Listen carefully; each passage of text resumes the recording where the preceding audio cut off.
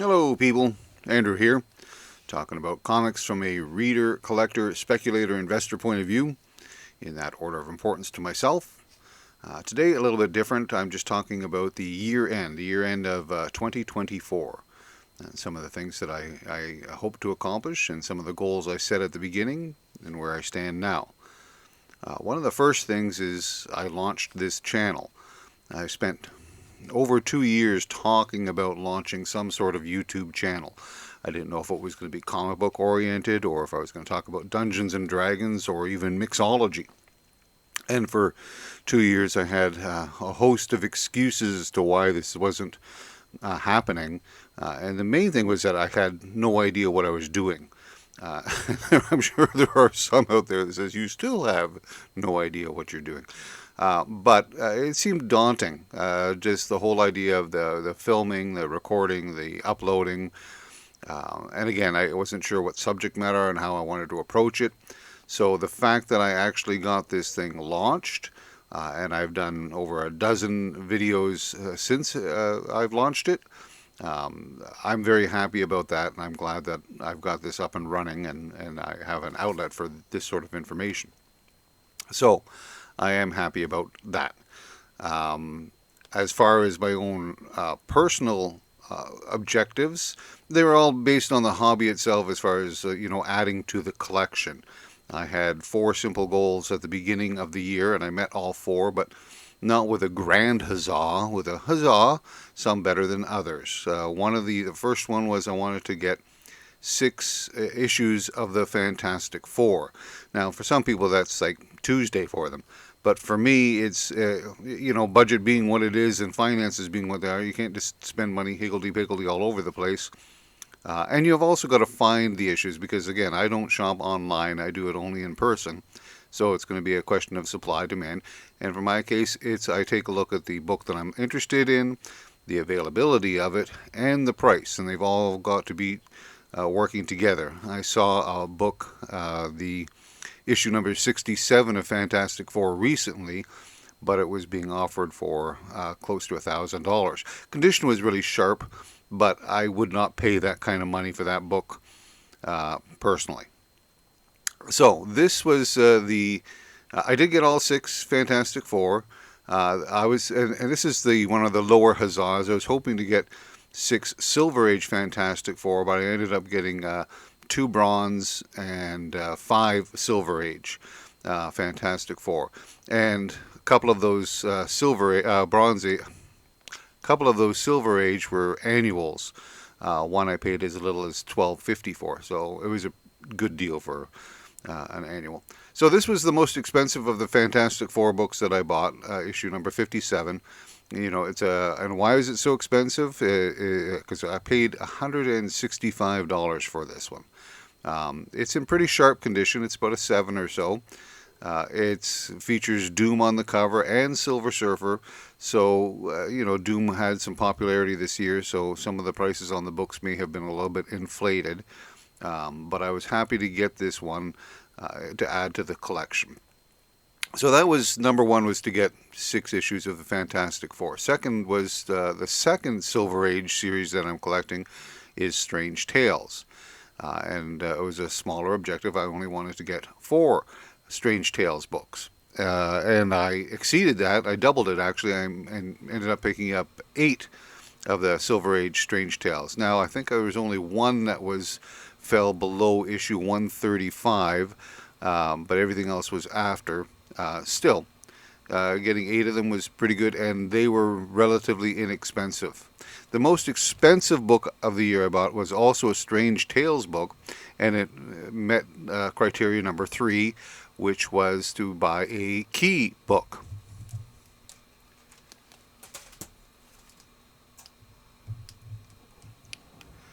Now, keys come various ways. There's minor keys, and then there's major keys, and I think there's also sort of a mid-level key area as well.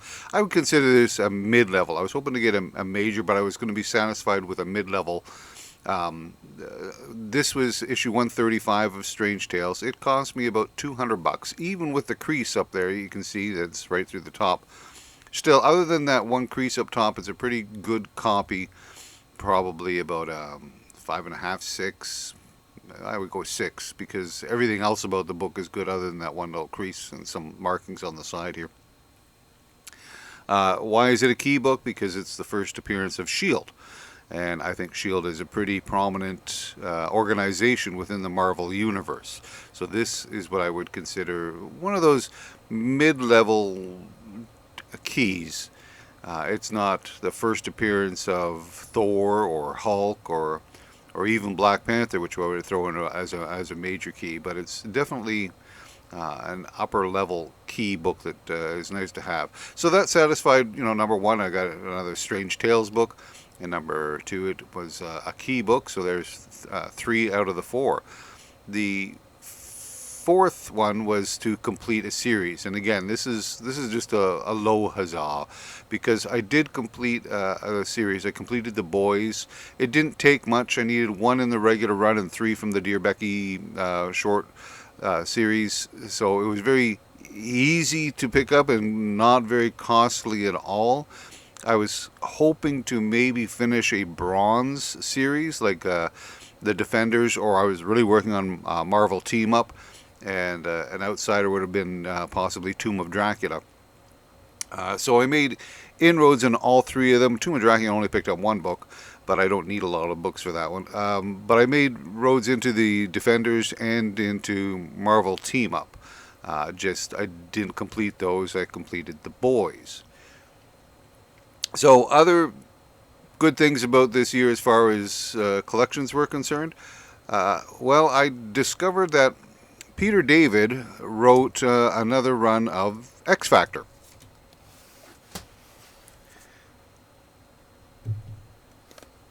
Now, I read his original X Factor in the original X Factor book, and I liked what he did there. But that was only like about 19 issues. So early in the year, I discovered that he had written about another 115 issues using similar characters or some of the same, but he was in charge of writing. And this series, I managed to pick up close to the whole series. I'm probably short just about 5 to 10 books from completing this particular run of Peter David's X Factor. And it was a great read. I really enjoyed it. I had a great time reading this. Once I get the whole thing together, I will most likely reread it. But even when I get it all together, I'll probably wait a few years to read it, so that it's not quite as fresh in my mind, so that I can be re-surprised. But it was a great read, and I picked up, as I say, like 100 plus issues of it, all in the bargain bins. There are other series that I bought huge chunks of.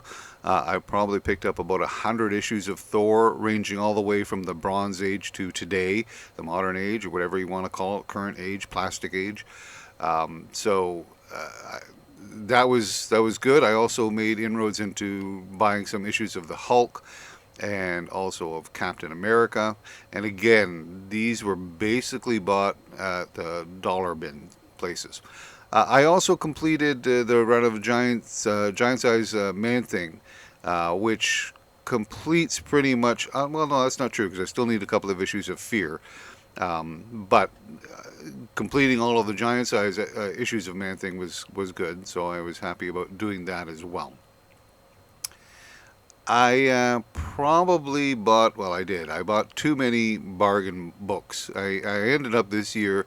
adding about 1,300 books to the collection, and probably about 900 to 1,000 of those, maybe even more, were bargain books. Now, that's more than I would normally have bought. However, there was a really good deal where I ended up getting about 600 books for less than 50 cents a piece. Now, the first 400 of those were good books to add to various collections.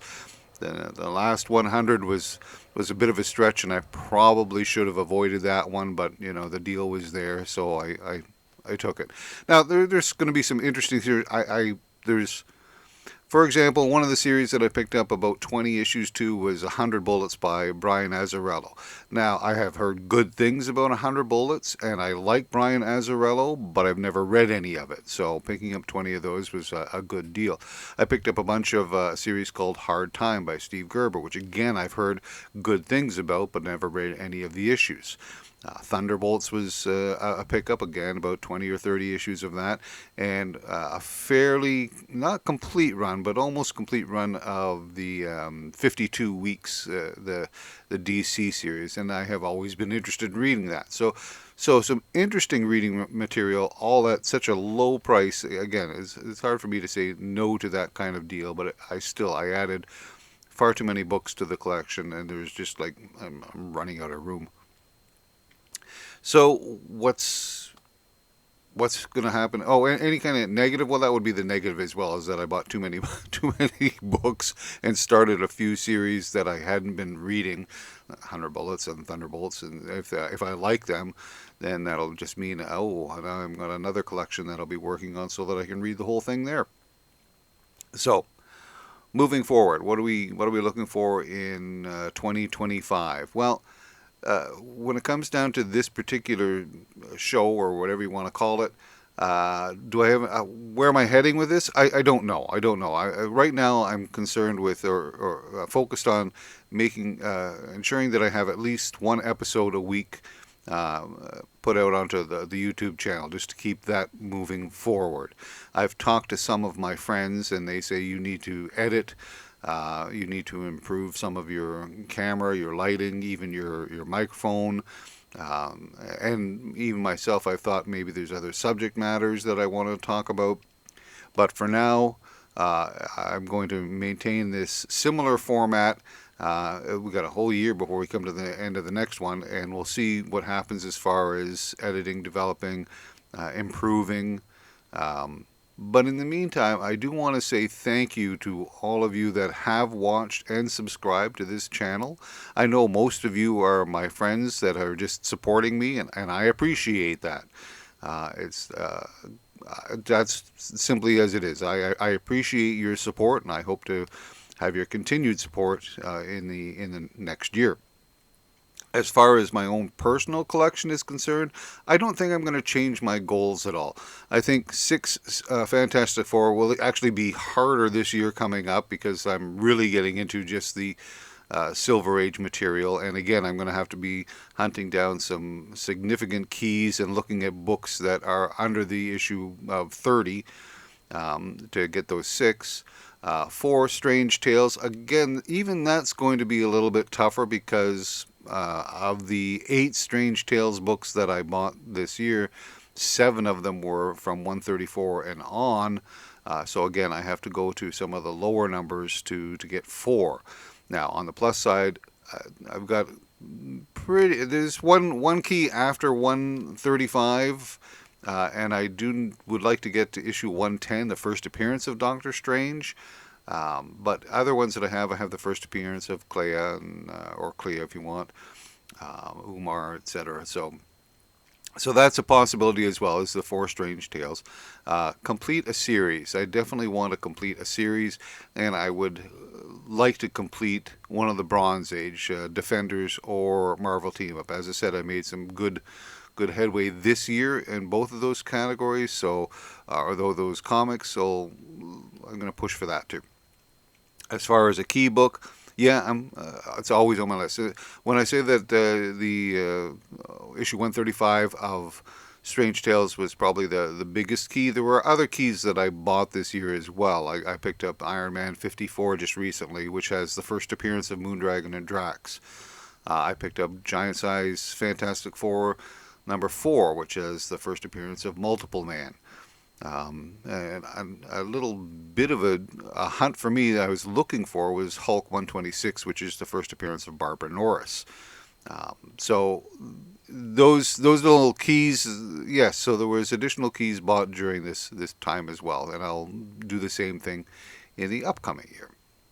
So as I say, just wanted to say thank you for those that support the channel. And I hope to continue throughout the next year, and I hope you find what I have to say interesting. and happy hunting. We'll talk to you later.